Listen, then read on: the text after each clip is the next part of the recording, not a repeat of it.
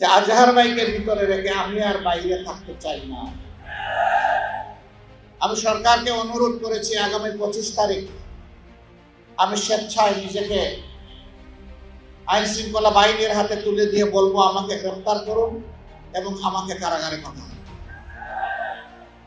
যেদিন আজহারুল ইসলামের মুক্তি হবে তারপরের দিন আমার মুক্তিটা দিয়ে 13টি বছর কারাগারের অন্ধকার প্রকোষ্ঠে দুঃখে দুঃখে জীবনের সাথে তিনি লড়াই করছেন। এই সময়টা প্রিয়তমা সহধর্মিণীকে তিনি হারিয়েছেন। এই সময়টা তার পরিবার ছিন্ন ভিন্ন হয়ে গিয়েছে। সেই মানুষটার উপরে আর জুলুম করবেন না, দয়া করে তাকে এখনই মুক্তি দেওয়ার ব্যবস্থা করুন।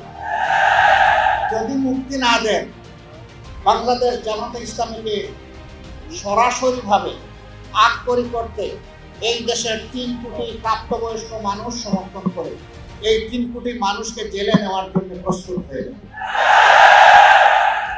এই 54 বছরে অনেক দলের শাসন আপনারা দেখেছেন, অনেক আদর্শের কথা আপনারা শুনেছেন, কিন্তু সংখ্যাগরিষ্ঠ মানুষের প্রিয় আদর্শ ইসলামের শাসনটাই দেশবাসীর দেখার সুযোগ হয় নাই।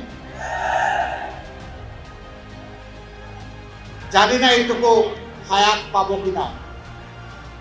মহান আল্লাহর কাছে ভিক্ষা চাই, হে আল্লাহ, এতগুলো মানুষকে যখন তুমি দৌলতে ঈমান দান করেছ, মেহেরবানি করে সেই ঈমানের সোর্স কোরআনকে বাংলাদেশের শাসন ক্ষমতায় তুমি বসায়।